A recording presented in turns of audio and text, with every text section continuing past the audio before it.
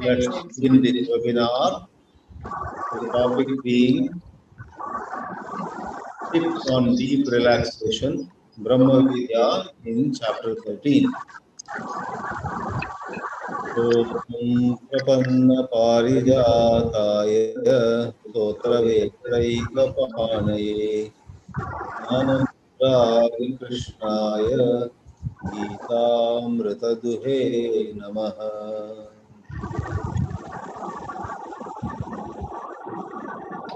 Tips on deep relaxation.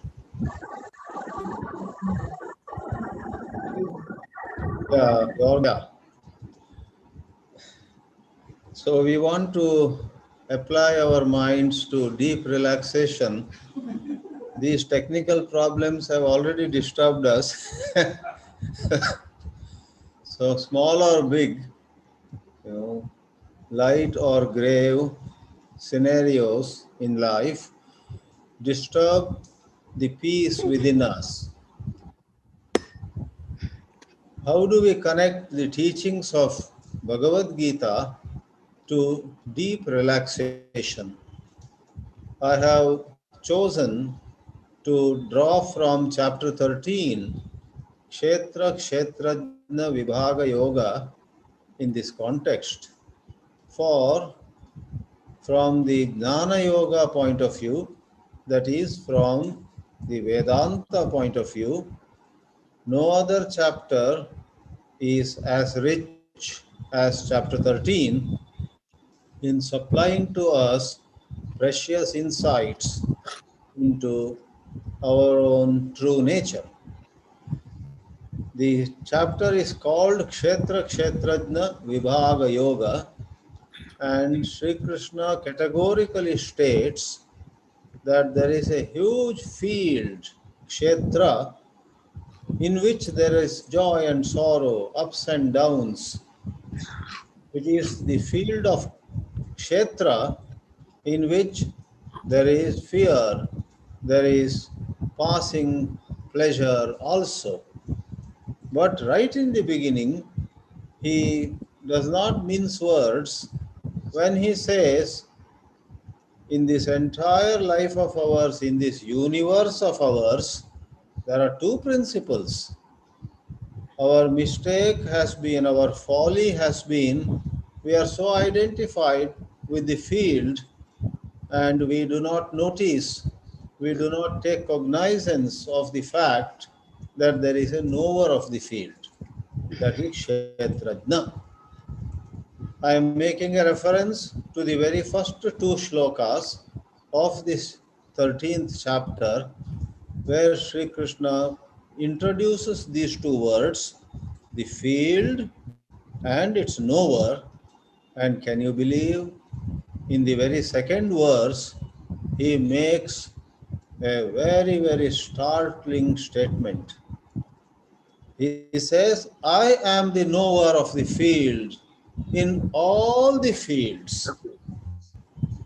What is field? You have your joys and sorrows, fears and aspirations. You have your lighter moments and sad times. That is your field, in a manner of saying. I have my field. Everybody has his or her field. Now, a million people have, in that sense, a million fields. But then the second shloka of chapter 13 has something very, very thought-provoking. Sri Krishna says, I am the knower in all the fields. Kshetrajnam cha api mam vidhi sarva kshetreshu bharata. Sarva kshetreshu. So this is in support of the Advaita vision. There is one truth which you may call Satchit Ananda, you may call the pure consciousness, you may call the other, you may call God. God or spirit, no matter how you call it, there is a certain truth, and that truth is where all tension and stress, all negativities take to their heels. Therefore, right in the first two verses, Sri Krishna lays the foundation for these tips to deep relaxation. In fact, before touching upon a few other, I will take you to the 17th verse. Some of you may be having the Gita in your hands at this moment. It does not matter whether you have or not, but if you do have, take a look at the 17th shloka. That is where Sri Krishna says, in a very poetic manner, Jyotishamapi tajyotihi tamasa paramuchyate. That supreme knower of the field, which, mind you, is in everyone, and God is that very truth. So, that is the light of all lights. Jyotishamapi tajyotihi. Therefore, it is here that we say that Bhagavad Gita at many places is indeed a fine piece of poetry. I am the light of all lights. I am knowledge. I am the one to be known, and I am the one to be reached through all spiritual wisdom. This 17th verse is especially important at this point because I just remarked in the second verse, Sri Krishna says, I am the knower of every field. And the 17th verse further reinforces that understanding when Sri Krishna in the last part says, I am in the heart of everyone. Hradi sarvasya vishtitam. Stitam means stationed. Vishtitam means visheshena stitam. I am in the heart of everyone. What is meant by visheshena? It means I am in every heart as the purest sense of I. Every one of us here has a sense of I. Alas, that I then gets shrouded in number of descriptions, memories, which are the cause of thoughts, make us add some description. I am good, I am bad, I am weak, I am poor, I am rich, good or bad. 1,000 descriptions rise in us so fast.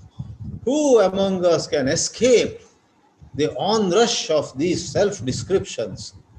But the job of Bhagavad Gita is to lovingly draw our attention to the pure I, that is Hradi Sarvasya Vishtitam.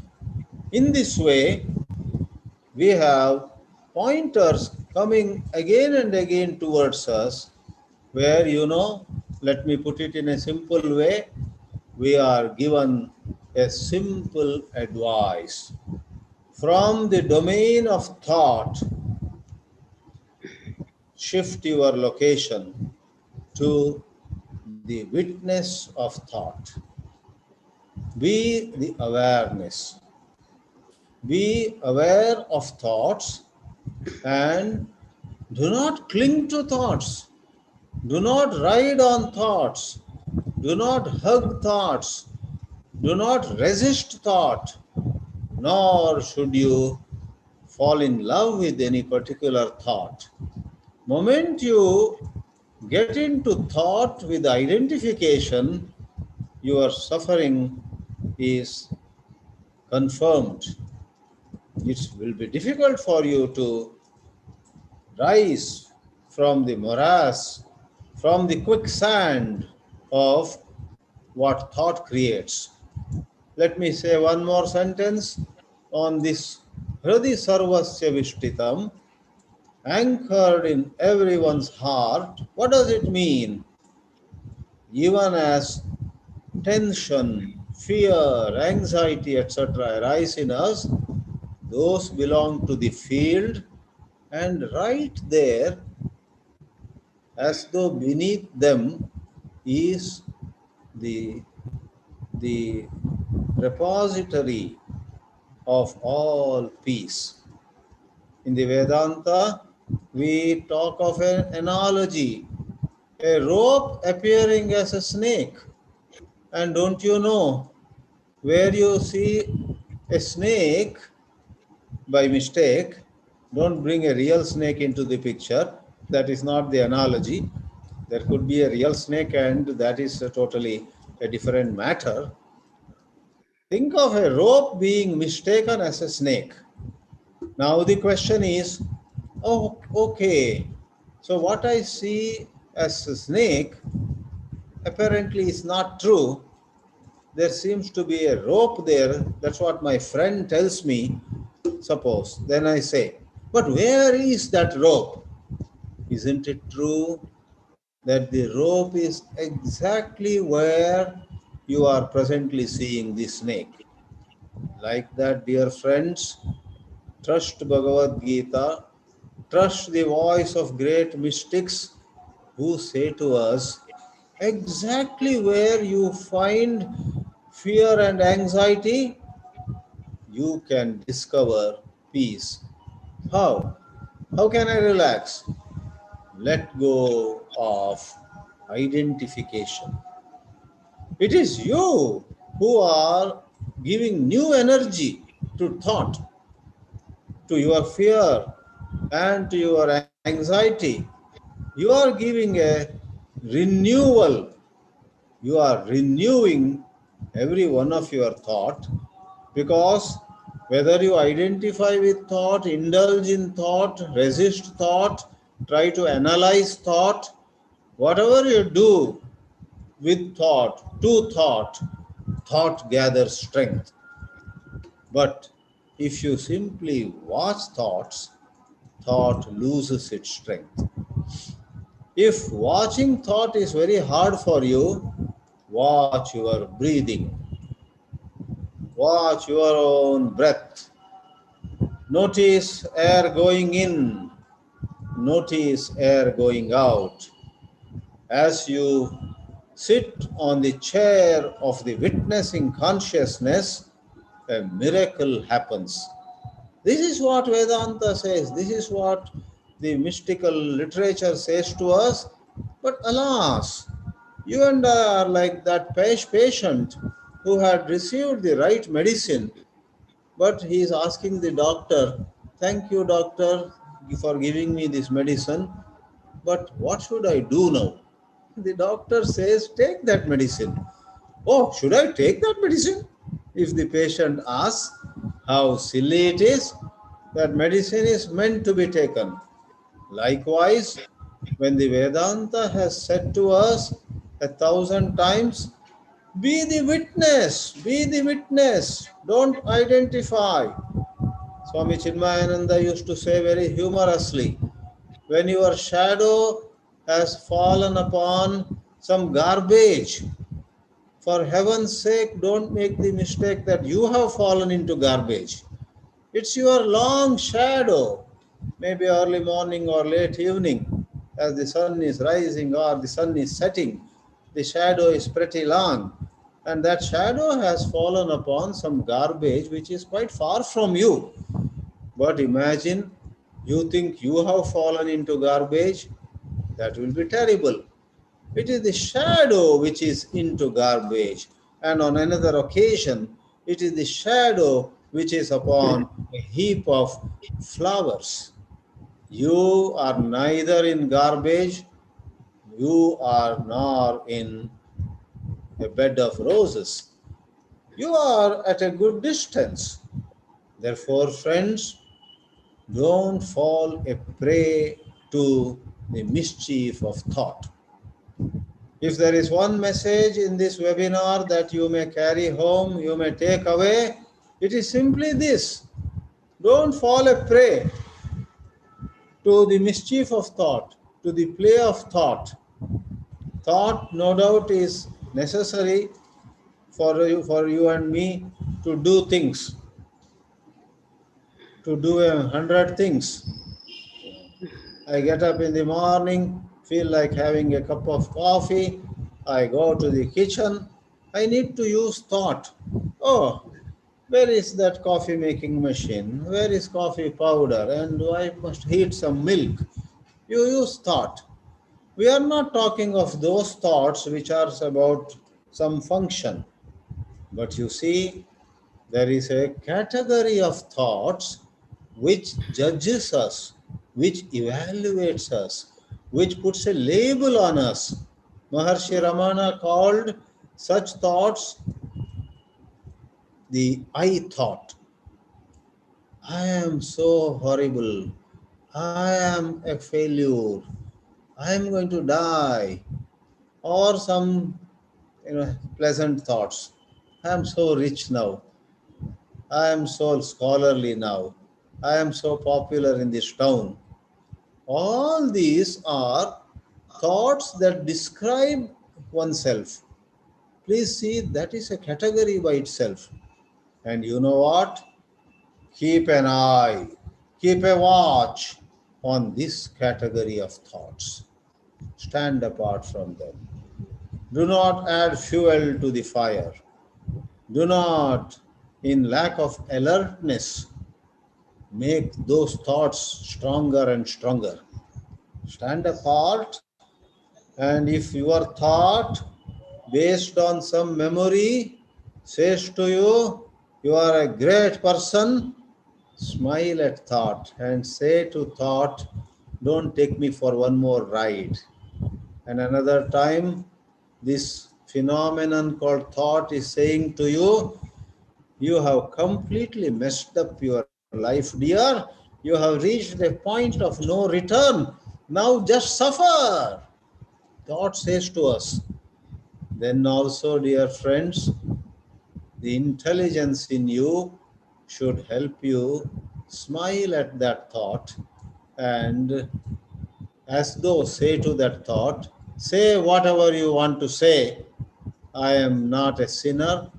I have not messed up my life. I am the witnessing consciousness. These should not be mere words. There should be an appreciation of what it implies. Therefore, I now go to another example from this very 13th chapter.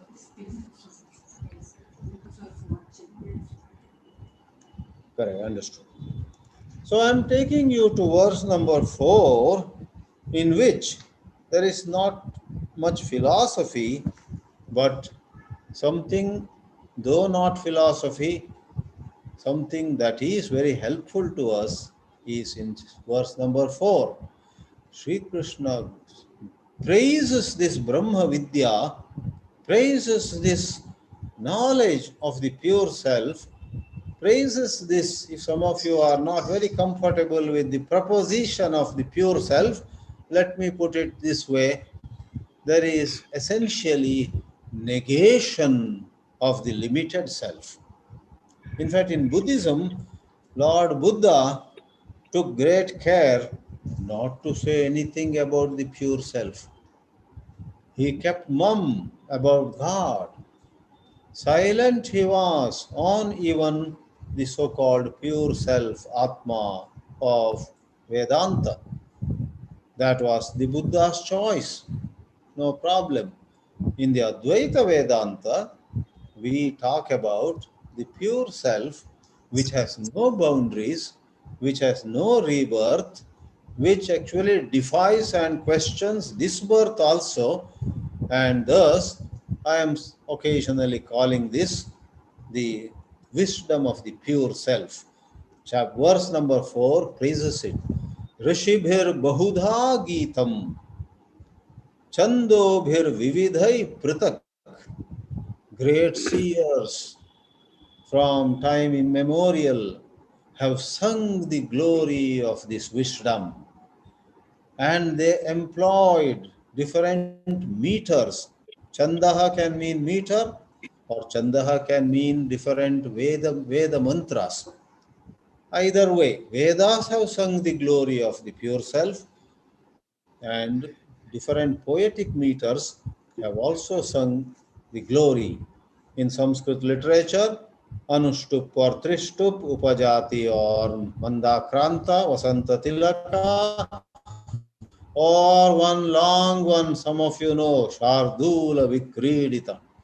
If you go to Dakshinamurti Stotra, it is full of, that is 10 verses, all in Shardula Vikridita Chandaha, 19 syllables in each quarter, 12 plus 7, 12 plus 7, 12 plus 7, and so on. Different chandas. Brahma Sutra Padaischaiva Hetu Madbhi Vinishchitaihi. Brahma Sutras of Veda Vyasa. And all of them have so much hetu, so much tarka, so much logic, so much reason with all of them. The Brahma Vidya has been presented. Now coming to a secondary section pointing to tips on relaxation. You and I memorize so many shlokas or so many paragraphs of that describe values. We must speak truth. We must not hurt. But do you know, if you take a look at those values, all those values are actually pointers to a state of relaxation. We have 20 values in this chapter 13, starting from the verse 7. Amanitvam. Manitva is thinking of ourselves as though we are better than or higher than others. For heaven's sake, let us drop that idea. We might have got some awards. We might have got some trophy. We might have been praised in the media. Let that not go into our head. If we get attached to name and fame, then that is exactly the cause for our getting tense. When, on another occasion, that honor, that felicitation, that sanmana goes to somebody else, we say, how come I am not honored this time? And we are tense. If we do not get attached, in fact, why should we get attached at all? There was a humorous story of a firefighter who actually came in his fire engine and straight went into a building that was already in flames. And he went into the middle of all those rising flames, and a certain baby was inside, and the baby would have got burnt that day. This firefighter picked up that baby and walked back. His engine stopped in the middle of all the flames. Next day, he was felicitated in the town for saving the baby, as well as for acting so much heroically, with so much courage. After thanking everybody for the good words they spoke about him, this firefighter said at the end, now my conscience will rebuke me if I don't tell you the truth. It's not that I so courageously went into the middle of the burning building. Friends, ladies, gentlemen, children, the truth of the matter is, yesterday when I came in that fire engine, looking at all the tall flames, I was so afraid. I wanted to stop 20 feet away from the building. That is when I realized the brakes of my fire engine had failed. I couldn't help. The brakes of the engine had failed and my engine went straight into the building, and then it hit against some pillar and stopped. And to save myself, I jumped out of that fire engine, and right there in front of me was a baby. I thought, anyhow, I'm running out, let me pick up this baby and run. I did that. But otherwise, dear friends, it was not my courage to go into the middle of the building. It was not anything for which I should take credit. Really, this evening's felicitation should have been to those brakes that failed. You should have felicitated the brakes, but you felicitated me. Thank you, no problem. Now, why am I telling you this humorous story? Really speaking, if you see with eyes of wisdom, if you think about, you really should not take credit either for your victories nor for your failures, which is a discredit. When you remember some heinous act that you might have performed in 2012, really speaking, you did not do it. There were so many factors, like that firefighter, his brakes failed. He found himself in the middle of the building with flames, rising flames all around him. Likewise, you and I sometimes find ourselves, though at that time there is a sense of I am doing, that is a false sense. What happened in 2012 was the net result of many factors. And in 2015, suppose you had done a meritorious act, deserving a Nobel Prize for peace or something. Really speaking, Vedanta tells you you cannot take credit for that act in 2015, which was noble. That was more like that firefighters rescuing the baby. So many factors happen. In fact, I must tell you, if you and I have made certain wrong judgments, wrong words we spoke, wrong acts we performed, from a higher point of view, you know what? Today, medical science says, biology, in this body, there are so many glands, so many secretions take place, so many chemicals are flowing, and therefore, really, you have no choice. At a certain point of time, depending upon the various chemicals that are flowing, first of all, you will see a situation differently from others. And based on how you see the situation, you will act. So if your perception was erroneous, and I'm highlighting the role of chemicals in the body, then your words, your action will all be wrong. Now tell me, 10 years later, when you look back and you get a medical explanation of why you did whatever you did in 2012, in the light of that medical explanation, was it you who did the mistake, or all those secretions, all that biology, all those working of the glands, like people who are in depression? Somebody is depressed in your family, and if you get angry with her, why don't you smile? You don't understand what is going on in her. Clinical depression. You are asking her to smile. She cannot even make any expression on her face. I once went through this in the case of one lady. The lady and her husband were known to me, and I was going to United States many years ago on one of my let's say a trip of 2 months or so. The husband said, please get some gift for us. I remembered that, and in the United States, I bought a wonderful, colorful, beautiful flower vase about 1.5 feet high. It was breakable, so I had got it packed and so on. I brought it back to Varanasi where I was living those days, and very next day after returning to India, to Rajghat in Varanasi, I took that flower vase and went to that friend's house. And I thought the best thing is to give it in the hands of his wife. So I went and said to her, here is what I brought for you. And she did not even move her hands to collect it. She just lifted her face. She looked at me. No joy, no sorrow, no anger, no emotion expressed on her face. Very embarrassing situation. I was really unable to understand. I stood for a few seconds with the flower vase in my hands, but she did not show any reaction. Then I turned towards her husband, who had asked me to get a gift, gave it to him. He smiled and put it aside.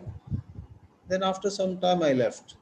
Later, her husband said to me that mainly you met me most of the time. You haven't met my wife many times. Once or twice you saw from a distance. She has been very unwell, and really now things have got worse. When you were away in United States for 2 months, my wife got more and more into this depression. And I think, if I remember right, in another 6 months, that lady passed away also in our own campus there. Now, without going too much into that particular example, if you are to be in that lady's position, you know, 100 books may ask you, be cheerful, smile, laugh, say thank you to Swamiji who brought a gift, come on, go make some tea. 100 books may say that, but poor lady, her medical condition, what had happened to her from the toes to the head to the brains, I don't know what condition that was, but she was actually extremely depressed, and in another few months, she breathed her last also. Friends, what is Vedanta's connection with this? Whether you like it or not, what Gita and Upanishads say is something very related to it. In you and me, the sense of I do, I did, I will do, etc. is false. It is the chemicals, it is the body chemistry. So all we can do is, therefore yoga comes in, bhakti comes in. With our limited capacity, will has a little power in it. We do asana, pranayama. We do a little of study. We discuss some topic with a good friend. And today's medicine, today's science admits that body can affect mind and speech, and what you do with your mind and speech can affect the body. Therefore, attend satsang attentively, join spiritual discussions conscientiously and consciously. Do your 2 cents. Let the chemistry in your body change. Let the secretions in you become normal. If there are some extra amount of secretion, no matter how much you have studied and what you have studied, how much Sanskrit you know, how many shlokas and mantras you know, when some temptation comes before you, you will just fall for it. Or when something provokes you, despite all your Shastra knowledge, your hand will land upon the cheek of that other person. Later you regret. I don't know, at the spur of the moment, I could not control my anger. I hit him on his face. Why did that happen? Because all the chemistry. So, in fact, I must tell you that there is a particular verse which connects with this straight away. That is 29, I think. Yes, this comes at many places, but I'm drawing it from chapter 13. 29 says, Prakrityaiva cha karmani kriyamanani sarvasha. Sri Krishna doesn't use the word your secretions, your glands, and your anatomy and internal, mechanisms. He doesn't use today's. In fact, he uses a better word. Prakriti is a word which is all that and much more. It is Prakriti that does everything. And anyone who understands it, akartaram, and knows that I, deep inside, am not a doer at all. Yap pashyati tata atmanam akartaram sapashyati. I tell you, this verse alone is enough to throw ample light on this evening's topic, or in the West, this morning's topic: tips to deep relaxation. Our stress, our agony, our sense of frustration, name it as you like, all of them are rooted in kartrutva. Somebody like me, 63-year-old, somebody else younger than me, 42-year-old, yet somebody else in the audience and at this moment who may be 76-year-old, someone 81, doesn't matter. 42 or 63 or 76 or 81, when we are not able to relax, I'm not talking of bodily pain, etc. That has to be handled, that has to be treated also a bit differently. 7 out of 10 situations, it is the mind which is not at rest. And what is the essence of mental unrest, mental restlessness? What is the essence of the agony? It is kartrutva. Oh, I did those wrong things. I should not have done them.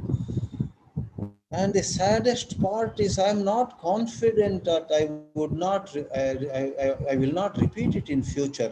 My worst fear is next week again I will be doing that horrible wrong thing. I did, I am doing, I will do. Sri Krishna uses just one word for all of them: kartrutva. Whereas when you are in the seat of witnessing consciousness, I am using an expression that Michael Singer in his bestseller book has used and written pages after pages. Michael Singer, interviewed by Oprah Winfrey, and quite well known now all over the world for that matter, wrote that book, The Untethered Soul. And a whole chapter actually is devoted to Ramana Maharshi. I mean, it begins with reference to him and dwells on Ramana Maharshi's teachings. Michael Singer from Florida, writing on self-inquiry, self-knowledge, and he uses that poetic expression: if you are at the seat of the witnessing consciousness, this witnessing consciousness is akarta, non-doer. Friends, don't say this is a tall order for us. Swamiji, you can probably be this witnessing consciousness, Sakshi. For you and for us, it's very difficult. That thought that it is very difficult is the culprit. Drop that. Drop that like dropping a hot brick. And notice that thought itself. Sometimes you may not be in high spirits to do this, but even the least advanced spiritual students among all of you, let me say, will have some moments every day. Out of 24 hours, 5 minutes here and 7 minutes there, 2 minutes here and 10 minutes there. Every human being has sattva coming up in rich measure. Even a murderer here and there feels such bliss in him. A little later he may feel guilty. He may feel afraid, police may come after me. I murdered yesterday somebody. A little after that, but there are times, call it the bliss of ignorance or whatever, but there is such bliss, there is alertness. Many of us, after we get up and freshen up and maybe, with or without a hot cup of tea or coffee, feel like on top of the world. There are some times. Friends, at that time, practice sitting in the seat of consciousness. At the seat of witnessing consciousness, I should say, at the seat of witnessing consciousness, this verse number 29 will be not just Krishna's words, it will be your own personal realization. Now I wish to highlight another verse which went out to all of you in the synopsis. I am especially very fond of that particular um, verse, which is 27. With my love of Sanskrit too, I like the structure of that shloka. Vinashyatsu avinashyantam cha pashyati sapashyati. Vinashyatsu means among things or persons or places, whatever, among things that are perishing, if you can notice that which is imperishable,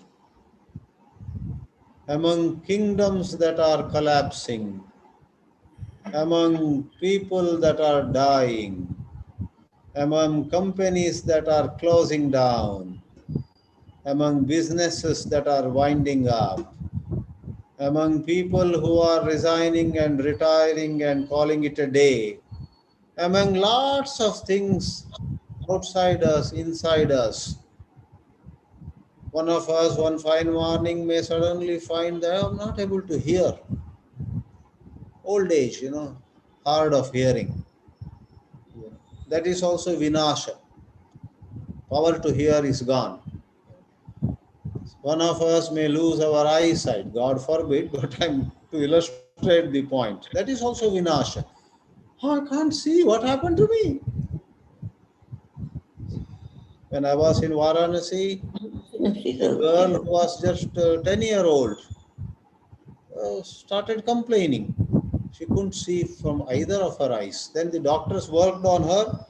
One eye is okay even now, but the other eye, when I was living there, became blind. I too felt so bad about that young girl, who was the daughter of a woman who was coming to my house to clean the house.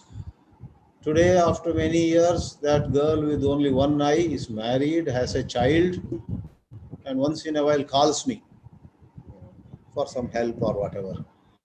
Imagine that now I think she is just 20. 21-year-old girl, mother of a child, is blind in one eye. Thank God the other eye is okay. But in our country, everywhere maybe, in villages sometimes, even if a girl is hale and hearty, in good health, good looking, intelligent, and etc., in villages sometimes these girls who come after marriage are ill-treated in various ways. Now I'm so concerned with her. She is blind in one eye. And I often, though I have not got any report, I often worry. This boy has married our girl. She is one eye, blind in one eye. Will he start beating her, ill-treating her after about a year or so? I don't know. But leave aside that case. This is all vinasha. Our business goes down. Our house goes in flames. Any of us, singers or speakers like me, may lose our voice. Vinasha. That's the end of our that career, right? But Sri Krishna says, come on, none of that has to worry you. Among things that are perishing, dying, coming to a close, you must have the eyes to see that which never perishes. Among relationships that are closing, you must know that there is a relation. Let me use for a change the language of bhakti. No matter how many friends leave us, never to come back to us, how many near and dear ones say goodbye to us, how many people stop greeting us, calling us to parties, get-togethers, how many people don't answer our phone calls. Moment they see our number, our name, they don't pick up at all. Sri Krishna says, even when many leave you, there is your relation with God. That's the devotion language, Bhakti Marga Bhasha. Your primary relation is with God, and that is as intact as ever before, if not better. God is ever with you. Coming back to the language of Jnana Yoga, no matter what, today I speak, tomorrow I may not. Today I sing, tomorrow I may not. Today I am able to see, tomorrow I may not. Today I am popular, tomorrow nobody may care for me. No matter what, I am this witnessing consciousness. Through some proper study of Vedanta, through some practices, through a little bit, as I said, when your mind is cooperating, do it. Strike when the iron is hot. Make hay when the sun shines, like those sayings go. Even the most lazy people among us, even I am lazy during some periods of every day. You may not believe it, but some time here, some time there, I am so lazy. Even now, after all this. But never mind. After some time, whether you want it or not, suddenly certain fresh energy comes. Suddenly you are a very different person. An hour ago, you didn't want to even move a pencil from here to there. After an hour, play of gunas, you feel like, going on a long walk. Why not I go for a 1.5 hour walk and come, and so on. Who was that an hour ago who didn't want to go from this room to that room? And who is it now who wants to go for a 1.5 hour long walk? Friends, this is the good news I am giving you. In you, there may be 10 devils. Don't worry about them. There are 100 saints, 100 devatas also in you. When they are on the rise, even for a little while, do your sadhana. Study, reflect, meditate. If you have learned some pranayama, don't worry about what time of the day it is. You are in good mood. Sit down, do that anuloma viloma pranayama, nadi shuddhi pranayama. Then your chemistry will change. Then you will find the Vedanta will work wonders. So I talked of values, amanitvam, adambitvam, etc. All of them actually are to help us see whether we are identified with body and mind. That is when we make mistakes, or we are able to stand apart and watch. More we are able to stand apart and watch, we will be able to experience the truth of our existence, which always was, but we did not notice it. We were fine, we are fine, we will be fine, is the Vedanta truth. And to conclude my reference to that, that vinashyats avinashyantam, once more, without mincing words, Sri Krishna says in that 27th verse, samam pashyan hi sarvatra, or samam sarveshu bhuteshu tishtantam parameshwaram. Parameshwara, God, is sarveshu, in all living beings, in the learned as well as in the illiterate, in those who are enjoying perfect health as well as in that 20-year-old girl, already a mother of a baby, who is blind in one eye and who comes from an utterly poor family, etc., etc. In that girl's heart also Parameshwara is. Samam tishtantam. And if one can see, yap pashyati. And that Parameshwara, avinashyantam, does not perish even for a moment. Everything else is ayaram gayaram, came and went. Parameshwara never leaves us. Brahadaranyaka Upanishad reflects here in this Gita. It is said there, na viparilopaha bhavati. There's some word like that. Viparilopa means something suddenly for even a few seconds, for even in few microseconds vanishes. That is Viparilopa. But Bahadaranyaka has a beautiful mantra which says it never vanishes. In contrast, in Buddhism, in Vijnanavada, Kshanika Vijnanavada of Buddhism, they maintain the philosophical position that consciousness is not really steady. It is when you think, when you don't see, when you don't feel. Consciousness also is absent, is their theory. Advaita Vedanta, Adi Shankara is totally against it.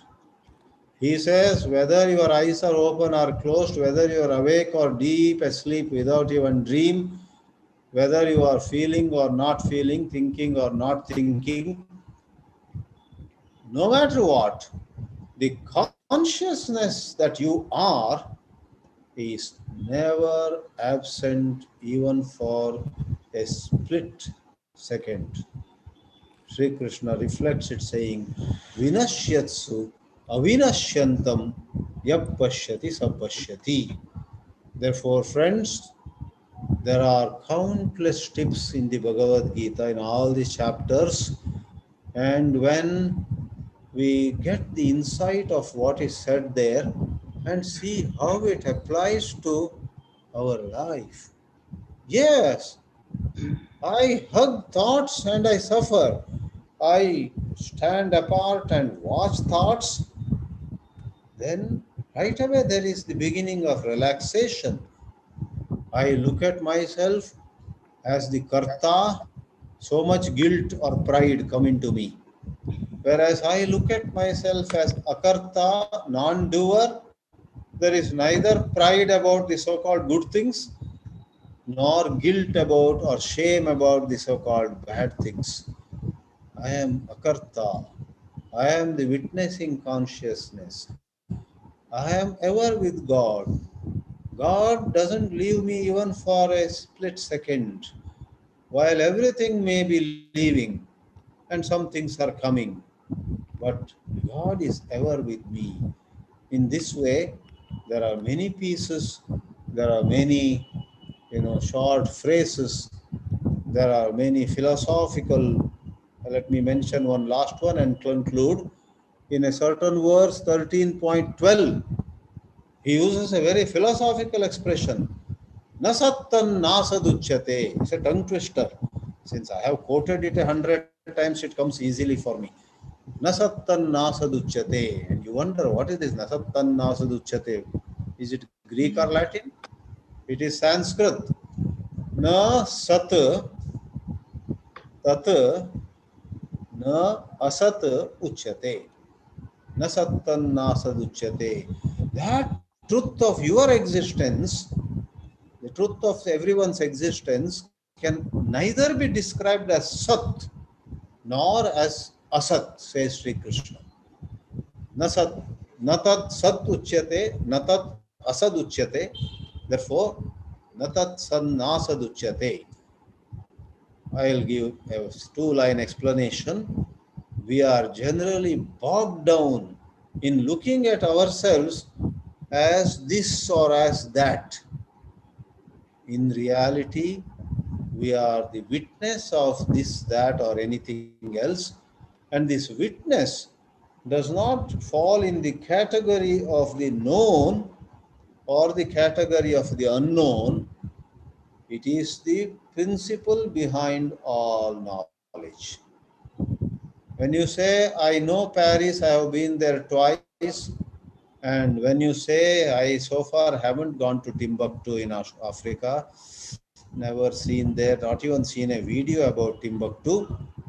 So Timbuktu you do not know, Paris you know.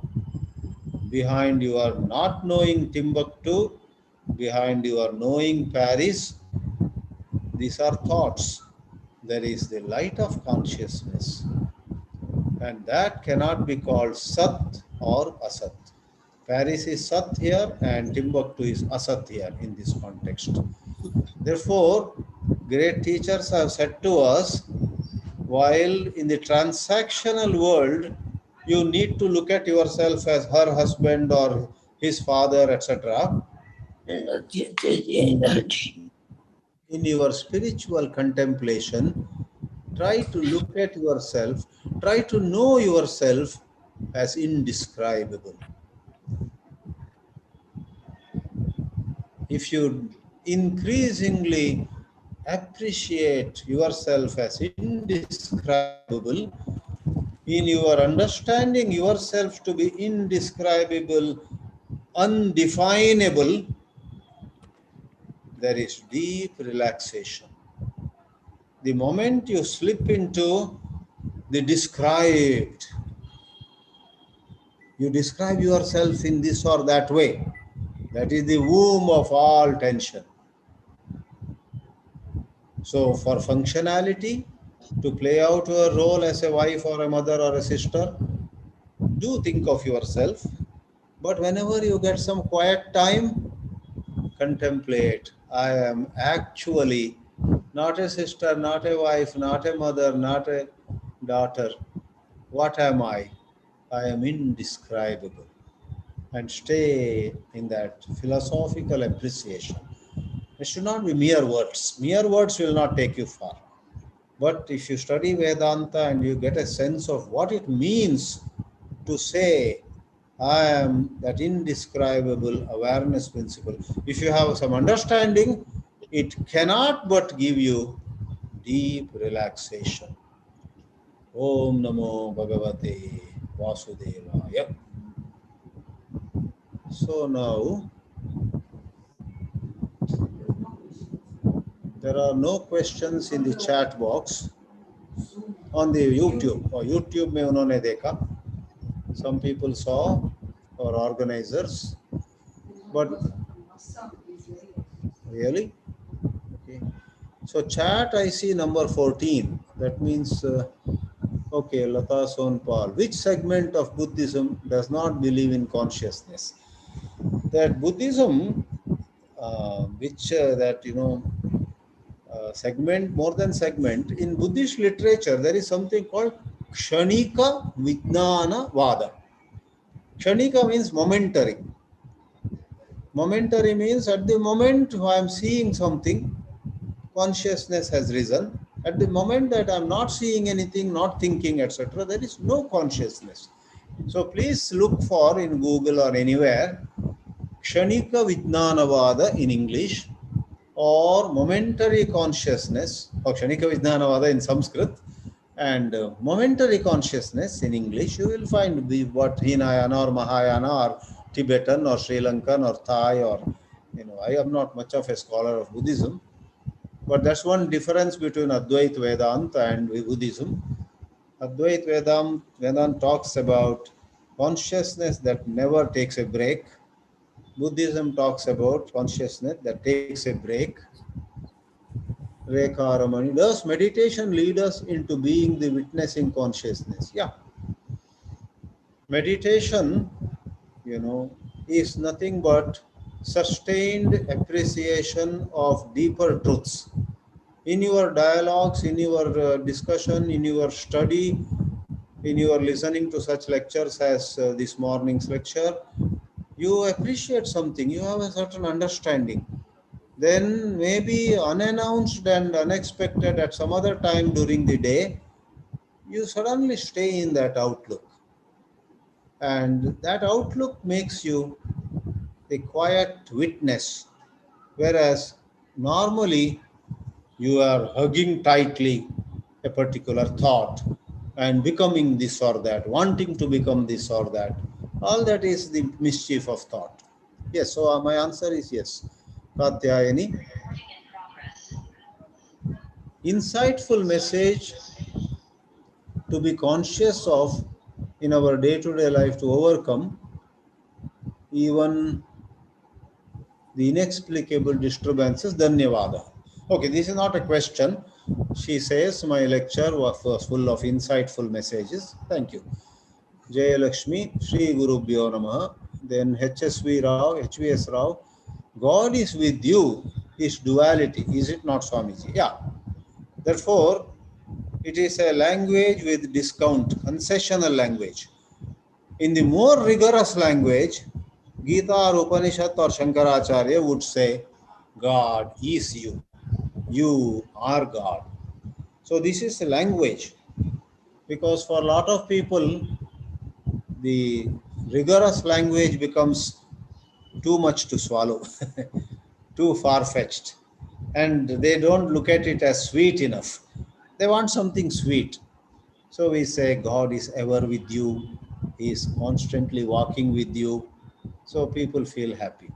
In the traditional way of communication, we go up and down, up and down.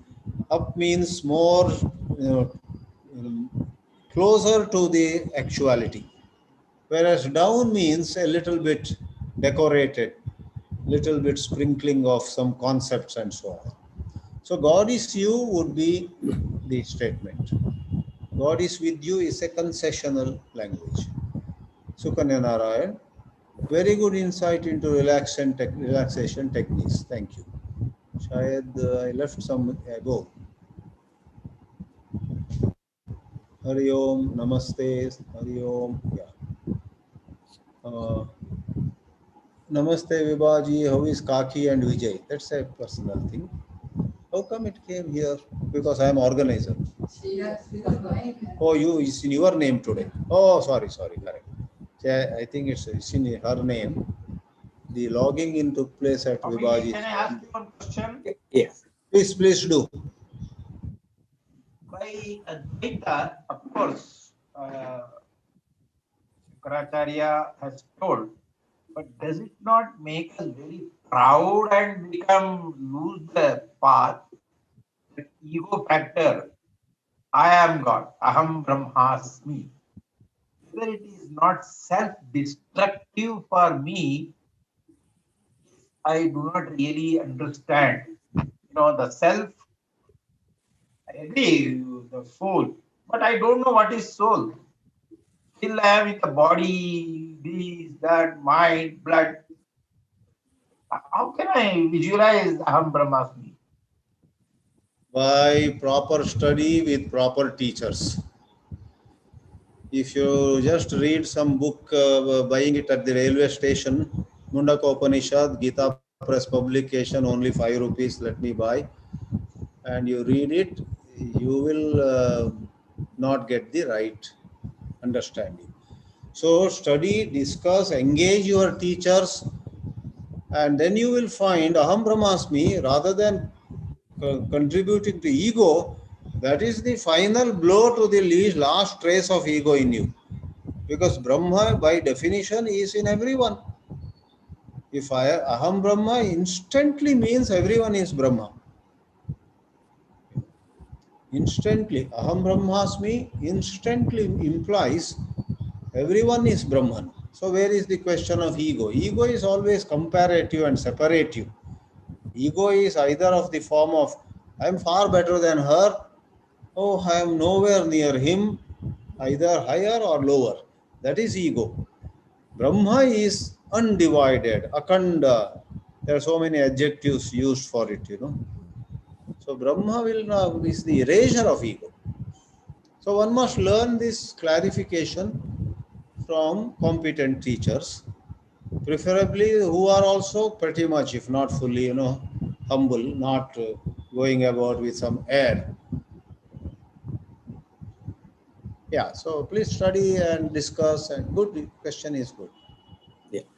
Swamiji, Hari Om, Subramanian Yes, Swamiji, I want to ask a question. You gave the tips to, control the emotions by breath observation, pranavishana, but when there is a compulsive thought to lose its grip, do you use a combination of mantram and breath observation, or one is better than the other? How would you approach it?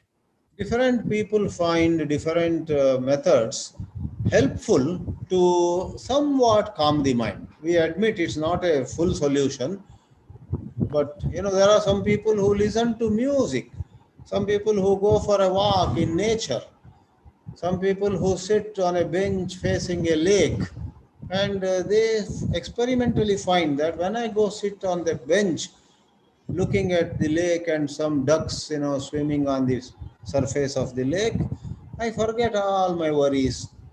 So be it. Therefore, in tradition, a number of techniques have been given to temporarily calm the mind. Whereas the real tackling of the mind is by learning to witness, by learning to question. It is inquiry and witnessing, learning to drop any idea.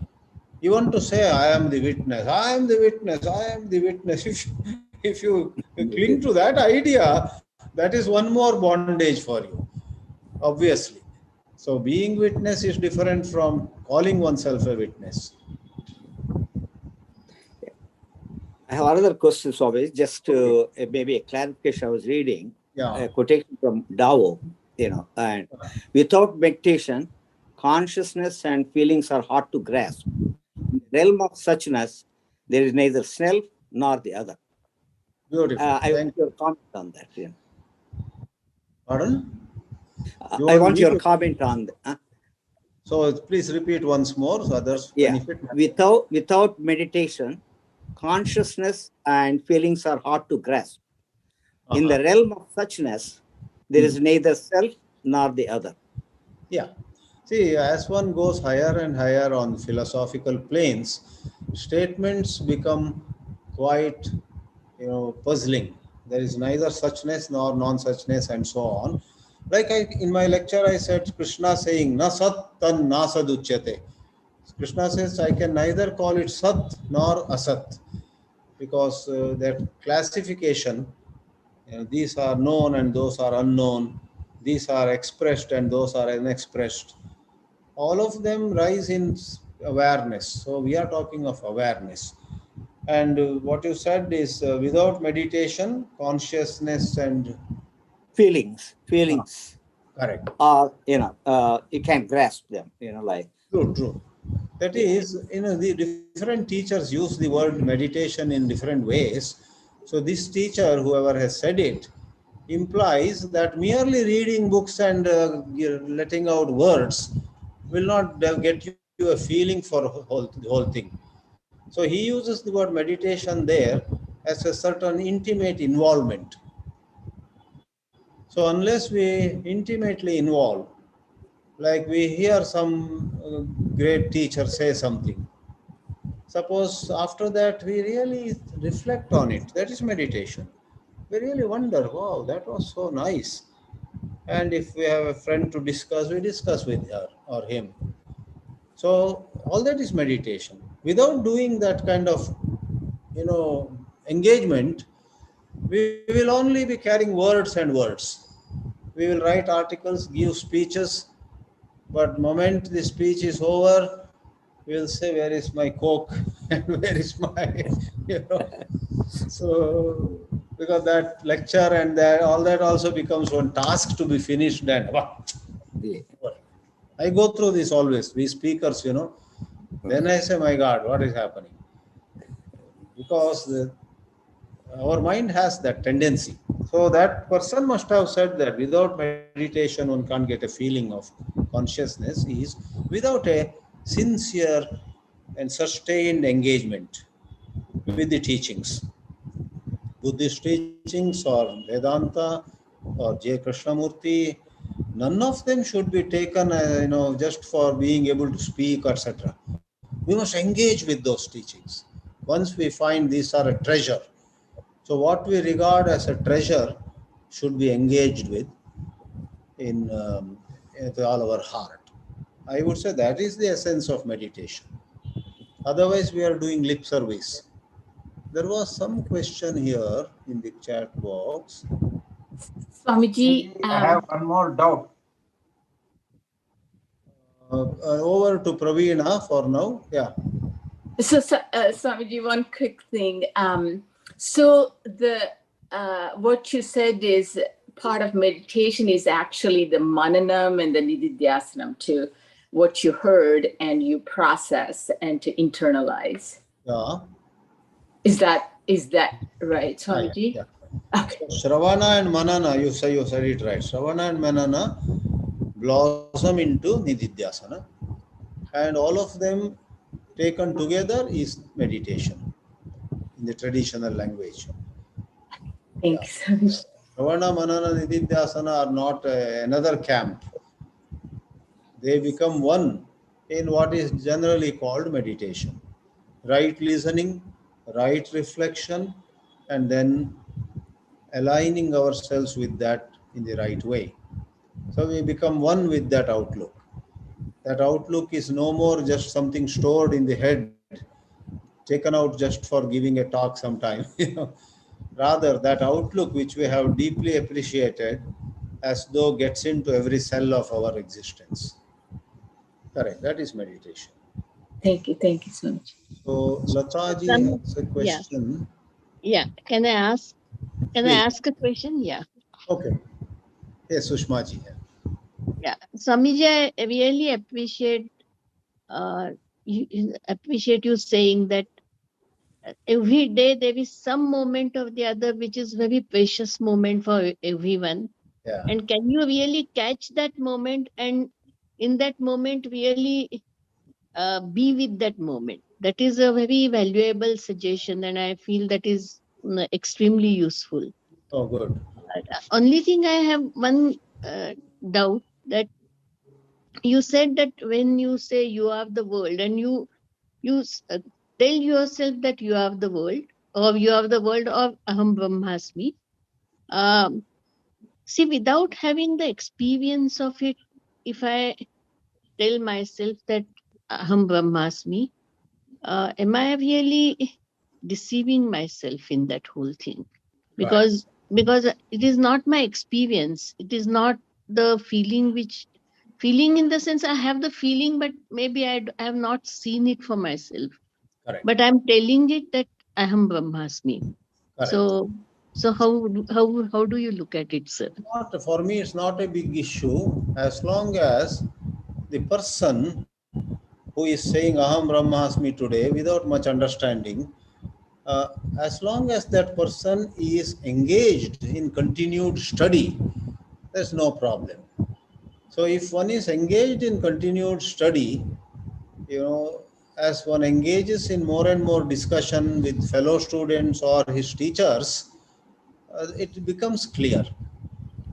So in the traditional system of learning and teaching, on one hand, we permit people to say Aham Brahmasmi. On the other, we keep cautioning him. Keep away pride, keep away egoism, keep away sense of superiority. So that caution is given side by side. So what you asked to me seems to be a big question of uh, how spiritual education can be taken up at all. So some camps say that no harm in talking about something very high even when somebody is not ready. No harm in it. It will get auto-corrected as you get going. Whereas there are some other schools of thought or teachers or mystics who strictly forbid. Unless you know what you are talking, please, for heaven's sake, don't say it, they say. I think there is charm in both these approaches, and there can be misuse in both these approaches also. It is, I have noticed because of my involvement in several schools of thought that there are some scenarios, in a certain dialogue between Padma Priya's father and J. Krishnamurti, it has come out as a book. Padma Priya's father says, by merely going to the temple, one doesn't become religious. And I think Krishnaji says that by going to temple, one doesn't become religious. And Padma Priya's father says, sir, equally, by keeping away from temples also, one doesn't become religious. Somebody say, I don't go to temples. Not going to temples also doesn't make him religious. by merely avoiding temples, by mantra, by avoiding a mantra and so on. So I'm connecting it to what you raised. By saying Aham Brahmasmi, nobody becomes Brahman. And if somebody says, I will never say Aham Brahmasmi unless I know what it is, by mere avoidance, one doesn't become Brahman either. What is required, therefore, is an ongoing inquiry. So she who says, I am Brahman, suppose keeps the flame of inquiry on, will come around. And she may laugh at these times when she said Aham Brahmasmi without knowing what it was. She will gently laugh at it. Therefore, going to temple doesn't make a man religious, and not going to temple by itself doesn't make a man religious either. So chanting mantras doesn't make a man religious. And if one keeps quiet, I won't chant any mantras until I see one of those gods on the roadside, unless I have darshan. So that also doesn't. So there's a tricky part there. I hope I touched on the matter. Sukanya Narayan says, is this Nididhyasana of Vedanta Vakyas? Yeah, Nididhyasana is sustained dhyana. Swamiji, myself, Chandrasekhar. Chandrasekhar, you should be very brief. You have to be Yeah, up to okay. Tell me. Thank you. The explanation was very clear, very nice. It gave me clarification. I will ask one question which may not be related. In what way Osho's message or philosophy got a bad name? Whether Osho also was giving a lot of philosophy, like J. Krishnamurti in one way. There are so many. Any insight into this, sir? I don't have vast knowledge about Osho, but I know a few things about him. He became rather unacceptable to large numbers of people because of two things. On one hand, some of the practices that he encouraged in his ashrams, became unacceptable because it bordered, if not more, on what is called licentiousness. Do whatever you want to do and learn through it and so on.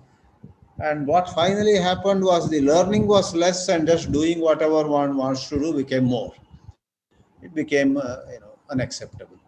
If people who did whatever, suppose I smoke and I say I want to understand what happens to me when I smoke, and I actually observe myself. That's wonderful. Suppose I have all those intentions, but then I begin to smoke and forget about all the intention I had. I just become addicted to smoking.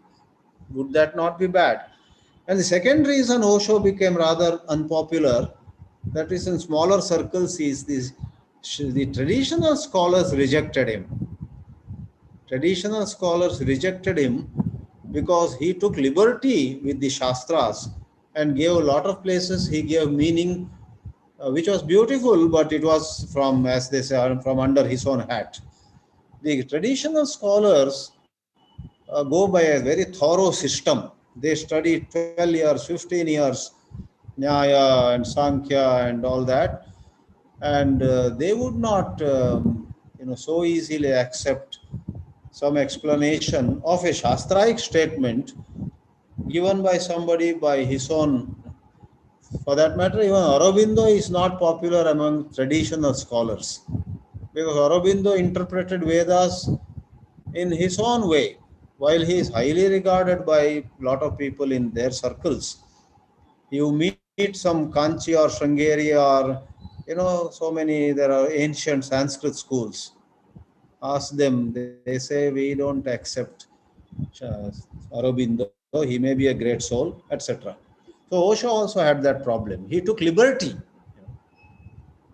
If you take liberty with Shakespeare and give your own meaning to what Shakespeare had written, a whole lot of scholars of Oxford or Cambridge or all universities who have been teaching Shakespeare for years, they would say, oh, you have given some new meaning to the statement in Hamlet or in Romeo and Juliet.